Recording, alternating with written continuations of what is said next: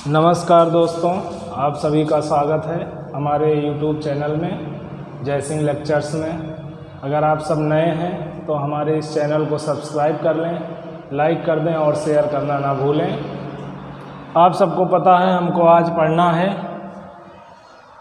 कक्षा 12 का एक बहुत ही महत्वपूर्ण है डी ब्लॉक और एफ ब्लॉक के तत्व। इसके बारे में हम लोग आज पढ़ेंगे। डी ब्लॉक का तत्व क्या है, एफ ब्लॉक का तत्व क्या है। इसकी आधार भूमिका जो होती है वो होती है कि तत्वों के इलेक्ट्रॉनिक विन्यास के आधार पर सभी तत्वों को जो ज्ञात हैं उनको आवर्त सारणी में स्थान दिया गया था। तो तत्वों के इलेक्ट्रॉनिक विन्यास किया गया, तो जो तत्व जिस उपकोष में प्रवेश करता था उसके आधार पर इनको ब्लॉक में बांटा गया था। जैसे आप लोगों को बताना चाहूँगा कि अंतिम इलेक्ट्रॉन ग्रहण करने वाले अंतिम इलेक्ट्रॉन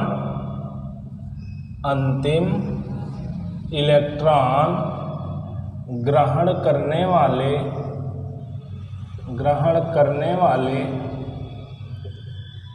उपकोष के आधार पर तत्वों का वर्गीकरण किया गया है। वर्गीकरण क्या है ये कि जो तत्व का इलेक्ट्रॉनिक विन्यास किया गया तो उसका जो अंतिम इलेक्ट्रॉन है, इसका जो अंतिम इलेक्ट्रॉन है तत्व का, वो किस उपकोष में प्रवेश करता है, इसके आधार पर तत्वों को बांटा गया है। कितने भागों में? 4 भागों में। पहला एस ब्लॉक के तत्व, एस ब्लॉक के तत्व, दूसरा पी ब्लॉक के तत्व, तीसरा डी ब्लॉक के तत्व और अंतिम एफ ब्लॉक के तत्व। तत्वों के अंतिम इलेक्ट्रॉन का उपकोष में प्रवेश करने के आधार पर इनको कितने भागों में बांटा गया है? 4 भागों में। पहला एस ब्लॉक, दूसरा पी ब्लॉक, तीसरा डी ब्लॉक और चौथा एफ ब्लॉक। इन 4 ब्लॉकों में सभी तत्वों को रखा गया है। अब कौन सा तत्व किस ब्लॉक में रखा जाएगा ये निर्धारण इसका अंतिम इलेक्ट्रॉन करता है। जैसे कोई तत्व आप लेते हैं, मान लीजिए अगर उसका अंतिम इलेक्ट्रॉन यस उपकोष में प्रवेश करता है तो वह यस ब्लॉक का तत्व बनेगा। अगर उसका अंतिम इलेक्ट्रॉन पी उपकोष में प्रवेश करता है तो वह पी ब्लॉक का तत्व बन जाएगा। और यदि उसका अंतिम इलेक्ट्रॉन डी उपकोष में प्रवेश करता है तो वह डी ब्लॉक का तत्व बन जाएगा। इसी प्रकार अगर उसका अंतिम इलेक्ट्रॉन एफ उपकोष में प्रवेश करेगा तो वह एफ ब्लॉक का तत्व बन जाएगा। अर्थात हम कह सकते हैं यदि अंतिम इलेक्ट्रॉन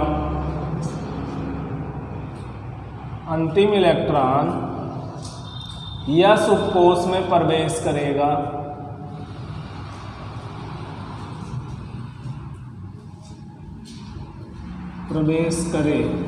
तो उसे हम लोग क्या कहेंगे कि यह है एस ब्लॉक का तत्व। किसका? एस ब्लॉक का तत्व। अगर इसी प्रकार यदि अंतिम इलेक्ट्रॉन पी उपकोष में प्रवेश करेगा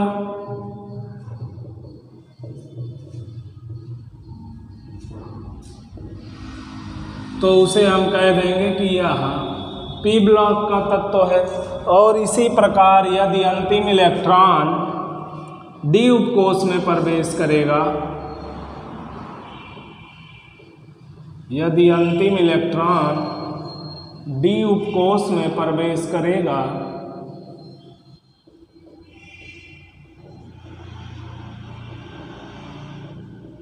तो उसे हम लोग कह देंगे कि यह डी ब्लॉक का तत्व है। और इसी प्रकार यदि अंतिम इलेक्ट्रॉन एफ ब्लॉक में एफ उपकोष में प्रवेश करेगा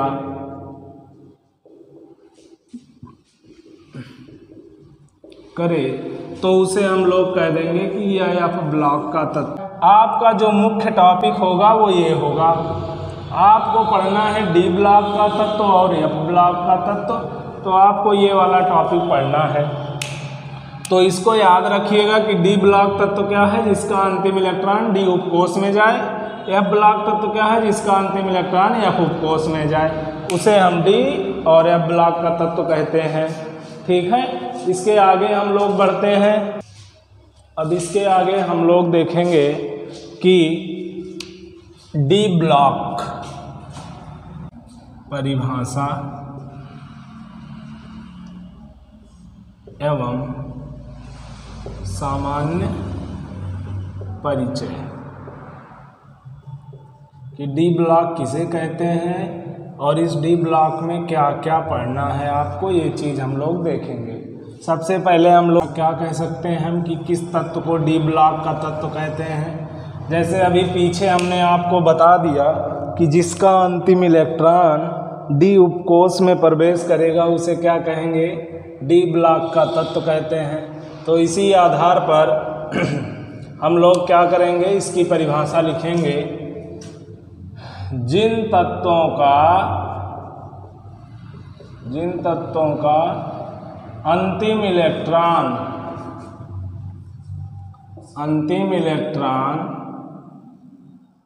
डी, माफ कीजिएगा, अंतिम इलेक्ट्रॉन बाह्यतम कोष से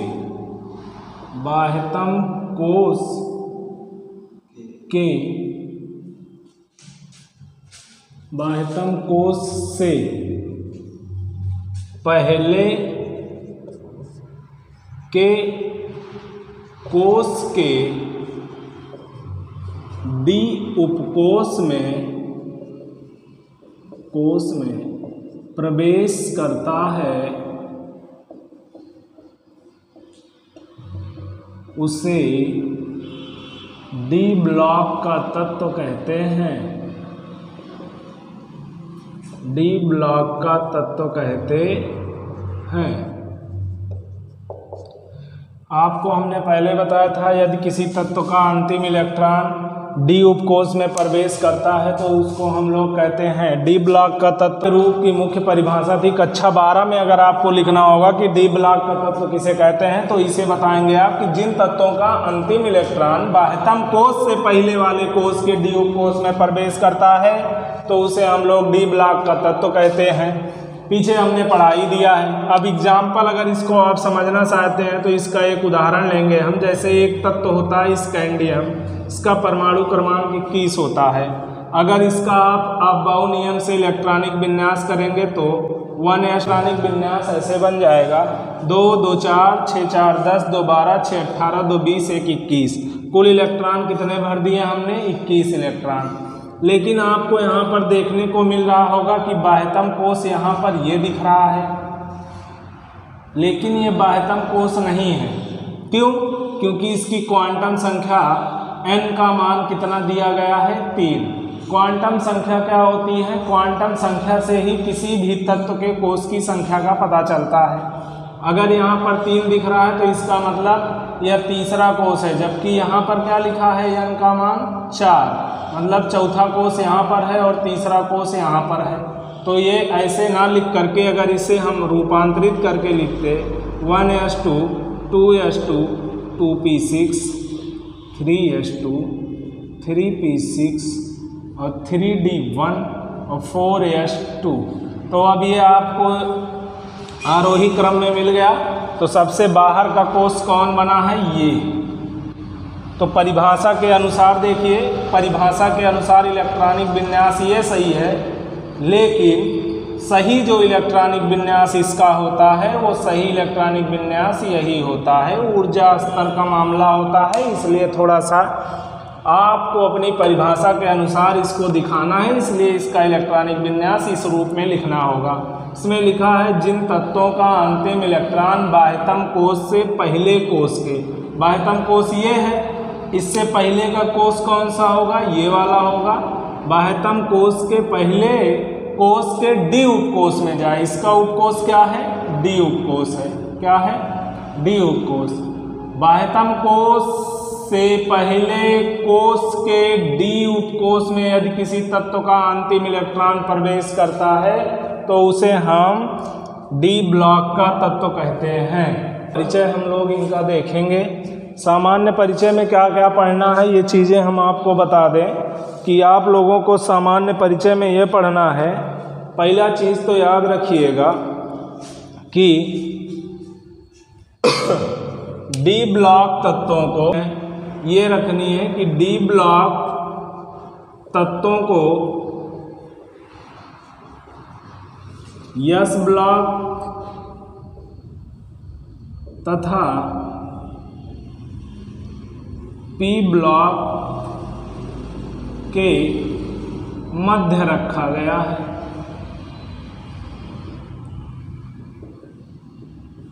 दूसरी चीज जो याद रखनी है कि इन तत्वों को हम संक्रमण तत्व कहते हैं। इन तत्वों को अर्थात डी ब्लॉक तत्वों को संक्रमण तत्व कहते हैं।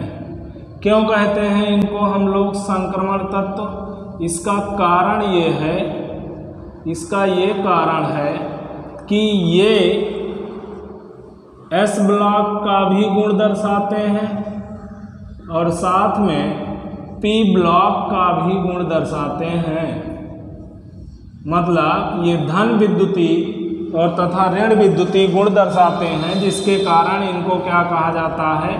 संक्रमण तत्व कहा जाता है। एस ब्लॉक तत्व धन विद्युती गुण रखता है, मतलब इलेक्ट्रॉन त्याग करने का गुण रखता है, जबकि पी ब्लॉक तत्व इलेक्ट्रॉन ग्रहण करने का गुण रखता है, मतलब ऋण विद्युती गुण रखता है।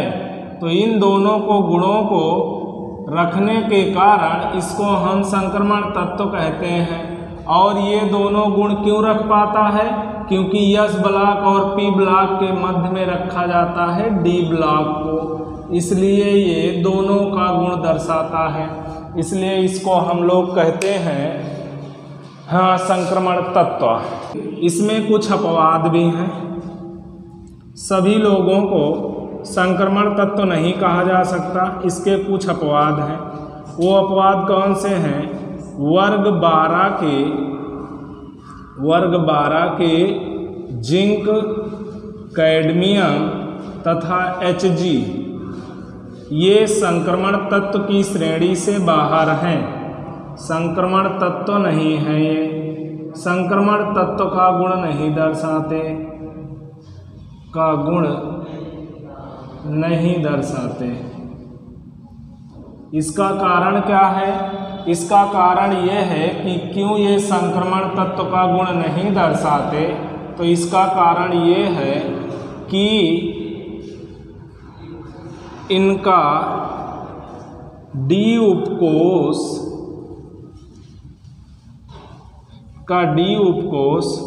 पूर्ण भरित होता है। मतलब इनका जो डी उपकोश होता है बाह्यतम कोश का, वह पूर्ण रूप से भरा होता है, मतलब इलेक्ट्रॉनों की कोई कमी नहीं होती, जिसके कारण इनको क्या कहा जाता है कि ये संक्रमण तत्व नहीं कहलाते। याद रखिएगा कि जो भी डी ब्लॉक के तत्व हैं उनका एक अन्य नाम है संक्रमण तत्व। और ये क्यों है? इसका कारण ये है कि एस ब्लॉक और पी ब्लॉक के मध्य में रखा जाता है डी ब्लॉक को, क्योंकि एस ब्लॉक का तत्व धन विद्युती गुण दर्शाता है, मतलब इलेक्ट्रॉन त्याग करने का गुण रखता है, और पी ब्लॉक रखता है, जिसके कारण से इन दोनों के मध्य में होने के कारण ये दोनों गुणों को दर्शाता है, जिससे इसे हम संक्रमण तत्व कहते हैं। लेकिन डी ब्लॉक के सभी तत्व संक्रमण तत्व नहीं होते हैं। इसमें अपवाद के रूप में जैसे जिंक, कैडमियम और Hg। तीसरी चीज ये याद रखनी है आपको कि ज़्यादातर डी ब्लॉक तत्वों के बाह्यतम कोश में 2 इलेक्ट्रॉन पाए जाते हैं। किसके किसके मध्य में 1 इलेक्ट्रॉन पाया जाता है, इसको हम लोग आगे पढ़ेंगे। इससे पहले हम पढ़ेंगे अब डी ब्लॉक की स्थिति। ब्लॉक के तत्व आवर्त सारणी में आवर्त चौथे, पांचवें, छठवें तथा सातवें में रखे गए हैं, जबकि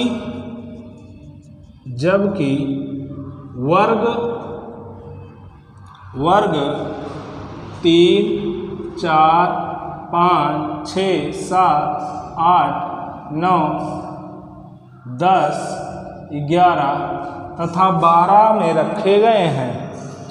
तो या आप यूं कह सकते हैं वर्ग 3 से 12 के मध्य में जो तत्व रखे गए हैं उनको हम डी ब्लॉक तत्व कहते हैं।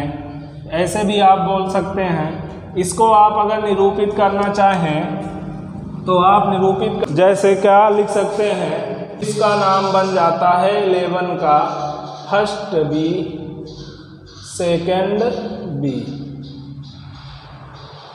इसके आधार पर भी आप बंटवारा कर सकते हैं, चाहे ये बता दीजिएगा चाहे ये बता दीजिएगा। आवर्त और वर्ग की बात आई है तो आपको बता दें कि आवर्त सारणी कुछ इस प्रकार से होती है। तो इस आवर्त सारणी में जो इधर तत्व रखे गए हैं वो एस ब्लॉक के हैं, जो इधर तत्व रखे गए हैं वो पी ब्लॉक के हैं, और जो यहाँ बीच में रखे गए हैं वो डी ब्लॉक के हैं। तो डी ब्लॉक तत्वों की जो श्रेणी शुरू होती है 3 से 12 के मध्य होती है, मतलब डी ब्लॉक का तत्व यहीं पर रखा जाएगा और इसमें वर्गों की संख्या 3 से 12 के मध्य होगी। अब आपको बता दें कि इसी डी ब्लॉक में तीसरे वर्ग में 2 तत्व विद्यमान होते हैं, एक का नाम एक्टिनम और दूसरे का नाम लैंथेनम होता है। जब यही बाहर निकल कर आते हैं लैंथेनम और एक्टिनम, तो ये 14 तत्वों की एक श्रेणी का और निर्माण करते हैं। क्यों? क्योंकि 14 तत्वों को इसमें विराजमान करने के लिए दिक्कत हो रही थे, तो क्योंकि वो सभी तत्व इनके तत्वों के गुणों से समानता रखते थे, तो उस आधार पे निकाल करके इनके साथ में एक बगल इनको घर दे दिया गया कि आप ये घर छोड़ दीजिए, इस घर में जगह नहीं है, इस घर में आइए। तो इस श्रेणी का निर्माण हुआ और इस श्रेणी को हम लोग एफ ब्लॉक के तत्व के नाम से जानते हैं तथा इस श्रेणी को एक्टिनाइड एवं लैंथेनाइड श्रेणी के नाम से जानते हैं। तो याद रखिएगा, यहाँ पर आवर्त सारणी में जो कुल आवर्त हैं, कुल आवर्त 7, वर्गों की संख्या 18 मानी गई है। अंतिम वर्ग को हम शून्य वर्ग कहते हैं। पी ब्लॉक में जो लास्ट वाला आता है उसे हम शून्य वर्ग कहते हैं। तो याद रखिएगा कि डी ब्लॉक तत्वों की स्थिति आवर्त सारणी में कहाँ से कहाँ तक है, 3 से 12 के बीच में कौन रखे गए हैं, डी ब्लॉक के तत्व रखे गए हैं। अब जो ये 3 वर्ग के तत्वों को रखा गया है इनका नाम एक वर्ग है 8 वर्ग, और ये नाम रखा गया था IUPAC के। IUPAC सभी चीज़ें अभी हम सब सामान्य परिचय में ही पढ़ रहे हैं, तो आप इस सामान्य परिचय में अगला याद रखिएगा, डी ब्लॉक के वर्ग 3 तथा वर्ग 12 के तत्वों को अप्रारूपी तत्व भी कहते हैं, तत्व भी कहते हैं।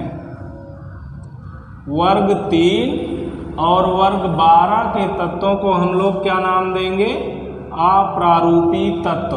क्या नाम देंगे भैया, अप्रारूपी तत्व। इसका कारण ऑक्सीकरण संख्या से लेकर के उनके इलेक्ट्रॉनिक विन्यास का मामला होता है या अप्रारूपिक तत्व कहते हैं,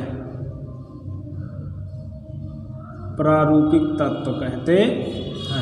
इन दोनों नामों से वर्ग 3 और वर्ग 12 के तत्वों को जानते हैं हम लोग। इसके बाद एक चीज़ आपको सामान्य परिचय में ये याद रखना है कि जैसे कॉपर, Ag, Au ये धातुएं डी ब्लॉक की ऐसी धातुएं हैं, डी ब्लॉक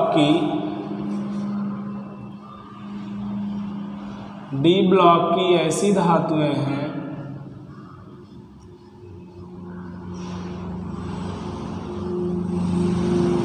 जिन्हें हम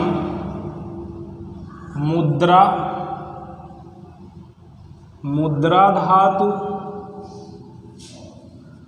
या सिक्का धातु भी कहते हैं, सिक्का धातु भी कहते हैं। मुद्रा धातु या सिक्का धातु किसे कहते हैं हम? Copper, Ag, Au। ठीक है, मतलब कॉपर को, चांदी को और सोने को हम लोग क्या कहते हैं?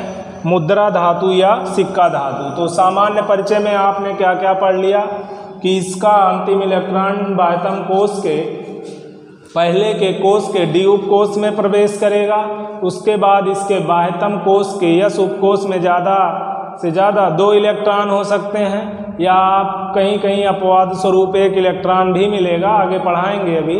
उसके बाद आपने पढ़ा कि डी ब्लॉक तत्वों की स्थिति क्या होती है, ये चौथे, 5वें, 6वें तथा 7वें आवर्त में रखे जाते हैं। उसके बाद आपने पढ़ा कि इनको वर्ग 3, 4, 5, 6, 7, 8, 9, 10, 11 और 12 में रखा जाता है, क्योंकि वर्ग 8, 9, 10 को एक ही वर्ग कहा जाता है, 8वां वर्ग। और ये IUPAC द्वारा नाम इसका किया गया था, 1984 में फैसला लिया गया था, जिसके अनुसार 8, 9 और 10 को हम लोग 8वां वर्ग ही बोलते हैं। उसके बाद आपने पढ़ा था कि डी ब्लॉक तत्वों को हम संक्रमण तत्व कहते हैं। संक्रमण तत्व क्यों कहते हैं? क्योंकि यह यस ब्लॉक और पी ब्लॉक दोनों तत्वों का गुण दर्शाता है, जिसके कारण इसे हम क्या कहते हैं भैया? संक्रमण तत्व। लेकिन इसमें कुछ अपवाद भी आप पढ़े हैं। वो अपवाद कौन कौन थे? कैडमियम और Hg इसके अपवाद थे। ये तत्व नया संक्रमण धातुएं नहीं कही जाती। क्यों नहीं कही जाती? क्योंकि इनका डी उपकोष पूर्ण रूप से भरा होता है। अभी आपने इसमें पढ़ लिया कि कॉपर, Ag, Au को मुद्रा धातु या सिक्का धातु कहते हैं। ये सारी चीज़ें आपने सामान्य परिचय में पढ़ लिया। अब इसके बाद हम लोग जो पढ़ेंगे वो संक्रमण तत्वों का वर्गीकरण पढ़ेंगे। इसके बाद हम जानेंगे कि संक्रमण तत्वों को बांटा कैसे कैसे गया है, मतलब डी ब्लॉक तत्वों का वर्गीकरण किस प्रकार से किया गया है। ब्लॉक तत्वों को हम लोग क्या कहते थे? संक्रमण तत्व। क्या कहते थे? संक्रमण तत्व। क्योंकि संक्रमण तत्व अगर कहते हैं तो इसको हम संक्रमण तत्व के नाम से भी जान सकते हैं। तो इस डी ब्लॉक तत्वों को संक्रमण तत्वों का वर्गीकरण भी बोला जा सकता है। तो इन संक्रमण तत्वों को कितनी श्रेणियों में बांटा गया है? इन संक्रमण तत्वों को 4 श्रेणियों में बांटा गया है। कितनी श्रेणियों में? 4 श्रेणी। पहली संक्रमण श्रेणी है प्रथम संक्रमण श्रेणी, या इसी का नाम है 3D श्रेणी। क्या नाम है? दूसरी श्रेणी का नाम द्वितीय श्रेणी या द्वितीय संक्रमण श्रेणी या 4D श्रेणी। तृतीय संक्रमण श्रेणी या 5D श्रेणी। चतुर्थ संक्रमण श्रेणी या 6D श्रेणी। मतलब जो डी ब्लॉक तत्वों को 4 श्रेणियों में बांटा गया है उनका नाम क्रमशः प्रथम संक्रमण श्रेणी, द्वितीय संक्रमण श्रेणी, तृतीय संक्रमण श्रेणी और चतुर्थ संक्रमण श्रेणी है। अब आप इसी प्रथम संक्रमण श्रेणी को 3D श्रेणी भी कह सकते हैं, द्वितीय संक्रमण श्रेणी को 4D श्रेणी कह सकते हैं, तृतीय संक्रमण श्रेणी को 5D श्रेणी कह सकते हैं और चतुर्थ संक्रमण श्रेणी को 6D श्रेणी कह सकते हैं। इनका नाम 3D, 4D, 5D, 6D क्यों रखा गया? प्रथम संक्रमण श्रेणी में जो तत्व आता है स्कैंडियम से कॉपर तक का तत्व आता है, मतलब परमाणु क्रमांक 21 से परमाणु क्रमांक 29 तक का तत्व आता है। जब इनका इलेक्ट्रॉनिक विन्यास किया जाता था तो इनका अंतिम इलेक्ट्रॉन 3D उपकोष में जाता था। जिसके कारण इस प्रथम संक्रमण श्रेणी का नाम जो स्कैंडियम से कॉपर तक का है उसको हम 3D श्रेणी कहें। इसी प्रकार से जब द्वितीय संक्रमण श्रेणी में जो तत्व रखे गए हैं इसमें यट्रियम से Ag तक का तत्व रखा गया है, मतलब सिल्वर तक का तत्व रखा गया है। 4D श्रेणी क्यों कहा गया? इसका कारण यह है कि जब यट्रियम से Ag तक के तत्वों का इलेक्ट्रॉनिक विन्यास किया गया तो यह पाया गया कि इनका अंतिम इलेक्ट्रॉन 4D उपकोष में जाया करता था, जिसके कारण इसका नाम हमने रख दिया कि इसका नाम है 4D श्रेणी। इसी प्रकार तो इनका नाम क्रमशः 5D श्रेणी और 6D श्रेणी रख दिया गया। परीक्षा में जो आपसे एक सवाल ये पूछता है कि प्रथम संक्रमण श्रेणी को और किस नाम से जानते हैं, तो आप कह सकते हैं 3D श्रेणी। आपसे पूछ लिया तृतीय संक्रमण श्रेणी को किस नाम से जानते हैं, तो 5D श्रेणी, तब सिल्वर तक। प्रथम संक्रमण श्रेणी में स्कैंडियम से कॉपर तक का, तृतीय संक्रमण श्रेणी में लैंथेनम से गोल्ड तक का, और चतुर्थ संक्रमण श्रेणी में एक्टिनम से कॉपरनिशियम तक का तत्व आता है। यहाँ प्रथम शब्द है तो प्रथम का मतलब एक, और इसमें अगर आप 2 जोड़ देंगे तो आप पहुँच जाएंगे 3D पर। यहाँ द्वितीय है, जब 2 में आप 2 जोड़ देंगे तो पहुँच जाएंगे 4D पर, और जब आप 3 में 2 जोड़ देंगे तो पहुँच जाएंगे 5वीं श्रेणी पर, और जब आप 4 में 2 जोड़ देंगे तो आप पहुँच जाएंगे 6वीं श्रेणी, मतलब 6D श्रेणी पर। मतलब प्रत्येक जगह अगर हम सभी श्रेणियों में 2-2 जोड़ते जाएं तो हमको इस संक्रमण तत्वों की सभी श्रेणियों का ज्ञान हो सकता है। अब इसके बाद जो हमको पढ़ना है संक्रमण श्रेणी, उम्मीद करते हैं आपको समझ में आई होगी। अगर कह दे कि पहली श्रेणी में कहाँ से कहाँ तक का तत्व, तो स्कैंडियम से कॉपर तक, द्वितीय में यट्रियम से सिल्वर तक, तृतीय में लैंथेनम से गोल्ड तक, और चतुर्थ में एक्टिनम से कॉपरनिशियम तक के तत्व रखे गए हैं। ये संक्रमण श्रेणी के सामान्य परिचय के अंतर्गत इनका वर्गीकरण हमने पढ़ लिया। इसके बाद हम लोग जो पढ़ेंगे वो पढ़ेंगे इलेक्ट्रॉनिक विन्यास। इनका इलेक्ट्रॉनिक विन्यास क्या होता है इसका हम लोग अध्ययन करेंगे। चलिए अब सीखेंगे क्या, डी ब्लॉक तत्वों का इलेक्ट्रॉनिक विन्यास कैसे करेंगे। इलेक्ट्रॉनिक विन्यास का मतलब होता है इलेक्ट्रॉनों का बंटवारा करना। आप उनके बढ़ते ऊर्जा क्रम के स्तर पर उनको जो है बांट दीजिए, तो इसे हम इलेक्ट्रॉनिक विन्यास कहते हैं। डी ब्लॉक तत्वों का इलेक्ट्रॉनिक विन्यास आपको करना है, सीखना है। तो आपको बता दें कि इनके बाह्यतम कोष में 2 इलेक्ट्रॉन हो सकते हैं। कितने इलेक्ट्रॉन हो सकते हैं? सबसे पहली चीज़ जो याद रखिएगा, मैंने पहले भी बताया था, डी ब्लॉक तत्वों के बाह्यतम कोष में 2 इलेक्ट्रॉन होते हैं, और वो किस रूप में होंगे? वो NH2 के रूप में होंगे, NH2 के रूप में, जहाँ पर n क्या होगा? क्वांटम संख्या है, कोई कोष होगा। लेकिन इसमें आपको क्या देखने को मिलेगा कि कहीं कहीं इसके अपवाद भी होंगे, तो यहाँ लिख देंगे हम अपवाद को छोड़कर। इसके कहने का क्या मतलब है? इसके कहने का मतलब यह है कि कुछ तत्व ऐसे भी हैं जिनके बाह्यतम कोष में 2 इलेक्ट्रॉन ना हो करके एक ही इलेक्ट्रॉन पाया जाता है यह कोष में। और अभी हम बताएंगे कि वे तत्व कौन कौन से होते हैं।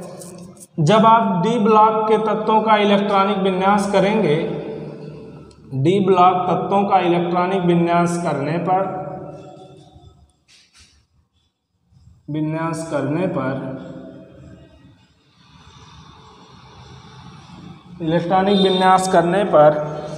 डी उपकोष में 1 से 10 इलेक्ट्रॉन हो सकते हैं। कितने हो सकते हैं? 1 से 10 इलेक्ट्रॉन हो सकते हैं। और इससे पहले के कोष में अगर हम आप बात करें तो इनका जो सामान्य इलेक्ट्रॉनिक विन्यास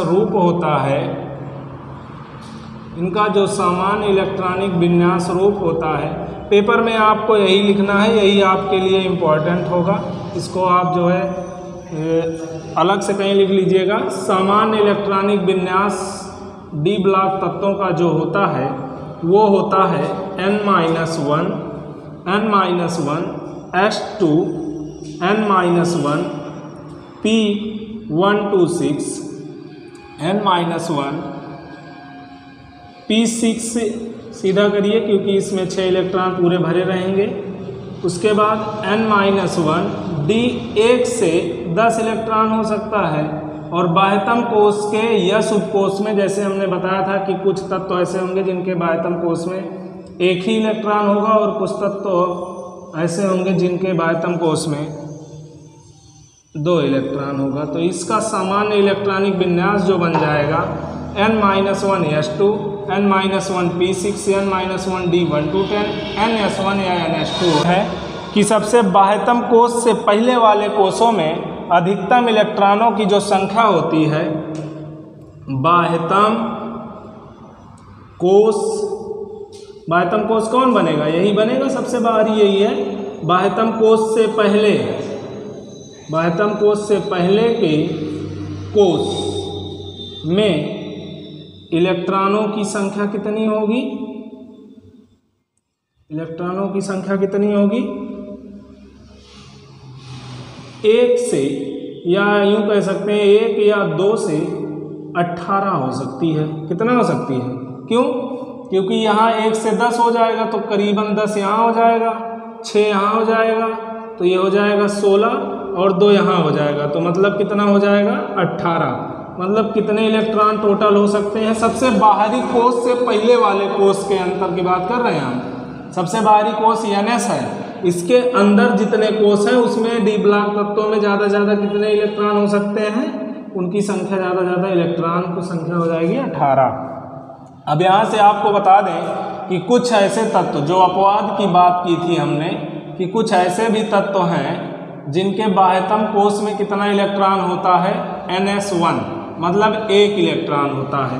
लगभग डी ब्लॉक के सभी तत्वों के बाह्यतम कोश में, यस उपकोश में आपको 2 इलेक्ट्रॉन देखने को मिलेंगे, लेकिन कुछ तत्व ऐसे भी हैं जिनके बाह्यतम कोश में 1 इलेक्ट्रॉन या 0 इलेक्ट्रॉन देखने को भी मिलते हैं। जैसे वो तत्व कौन से हैं? जैसे क्रोमियम है, कॉपर है, और उसके बाद Pd है, उसके बाद Ag है, Ru है, RH है। Pd को अभी हम नहीं लिखेंगे, यहाँ लिख लेंगे RH है, और Pd यहाँ लिखेंगे हम। इन सबके तत्वों के अंतर्गत आपको बाह्यतम कोश में 1 इलेक्ट्रॉन देखने को मिलेगा यस वाले उपकोश में, जबकि Pd एक ऐसा तत्व है डी ब्लॉक का कि इसके बाह्यतम कोश के यस उपकोश में आपको 0 इलेक्ट्रॉन देखने को मिलते हैं।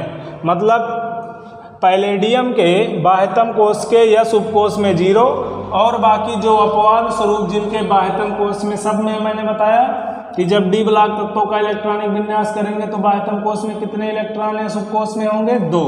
लेकिन इसके कुछ अपवाद हैं जिनके बाह्यतम कोश में 1 इलेक्ट्रॉन या यस उपकोश में 0 इलेक्ट्रॉन होते हैं। तो जिनके बाह्यतम कोश के यस उपकोश में 1 इलेक्ट्रॉन होते हैं वो कॉपर, क्रोमियम और RH मॉस्कोबियम, सिल्वर भी होता है, इसमें सिल्वर भी याद रखिएगा। और उसके बाद एक ऐसा तत्व है जैसे पैलेडियम कहते हैं, इसके बाह्यतम कोश के यस उपकोश में 0 इलेक्ट्रॉन होता है। ये था आज का जो सामान्य परिचय, जैसे इंट्रोडक्शन हमारे थंबनेल पर आपने देखा होगा, तो डी ब्लॉक का जो बेसिक था वो पूरा मैंने आज कवर करने की कोशिश करी है। अगर आप लोगों को कहीं कोई समस्या हो तो कमेंट में ज़रूर बताइएगा।